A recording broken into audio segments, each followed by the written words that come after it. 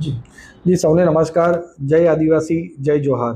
જેમ તમે જાણો છો કે પૂરા દક્ષિણ ગુજરાતમાં અતિ ભારે વરસાદ, પૂરા ગુજરાતમાં સૌથી વધારે વરસાદ અહીંયા પડે છે અને ખાસ કરીને વલસાડ, ડાંગ અને નવસારી જિલ્લામાં અતિ ભારે વરસાદ પડે છે। એના લીધે જેટલા પણ કોઝવે હોય તે ડૂબાવમાં જાય છે। વરસાદમાં ગામો પૂરા સંપર્ક વિહીન થઈ જાય છે। આપણા વિદ્યાર્થીઓ છે, અપડાઉન કરતા લોકો છે, ત્યાંના રહેવાસીઓ છે, એમને બહુ તકલીફ પડે છે વરસાદના દરમિયાન। આનું પરમનન્ટ કોઈ સોલ્યુશન આવે એના માટે ખાસ કરીને મેં આપણા મૃદુ અને મક્કમ મુખ્યમંત્રી ભૂપેન્દ્ર પટેલ સાહેબને મેં લેટર લખ્યો હતો, રજૂઆત કરી અને એમને સાથે વાતચીત કરી કે આ જે આપણા જેટલા પણ ડુબાવ કોઝવે છે એના માટે પરમનન્ટ સોલ્યુશન કરવું જોઈએ। એના માટે મેં 31 પુલોની રજૂઆત એમને કરી છે અને મને તમને જણાવીને બહુ ખુશી થાય છે કે ફર્સ્ટ ફેઝની અંદર વાંસદામાં 17, ચીખલીમાં 5 અને ખેરગામમાં 2 એમ કરીને કુલ 52 કરોડના આપણા કોઝવે આ જે થાય છે એનો પુલનું હમણાં નવી એમણે સિફારિશને મંજૂર કરી દીધી છે।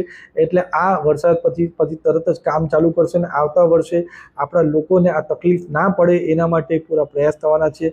અને આ બતાવે છે કે આપણા મુખ્યમંત્રી ભૂપેન્દ્ર પટેલ સાહેબને અમારી ભારતીય જનતા પાર્ટીની ડબલ એન્જિનની સરકાર આપણા આદિવાસી વિસ્તારમાં સારું કામ થાય અને લોકોને કોઈ પણ જાતની પરેશાની ના થાય એના માટે કેટલા ધીર ગંભીર છે ને એની વિચારણા કરે છે અને સારા કામ કરે છે।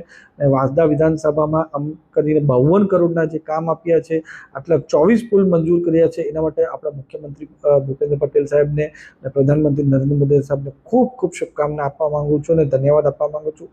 સાથે વાંસદા વિધાનસભામાં રહેતા લોકોને કોઈ પણ જાતની તકલીફ ના પડે એના માટે હું હંમેશા કાર્યરત અને પ્રયાસ કરતો રહીશ। જય આદિવાસી, જય જોહાર।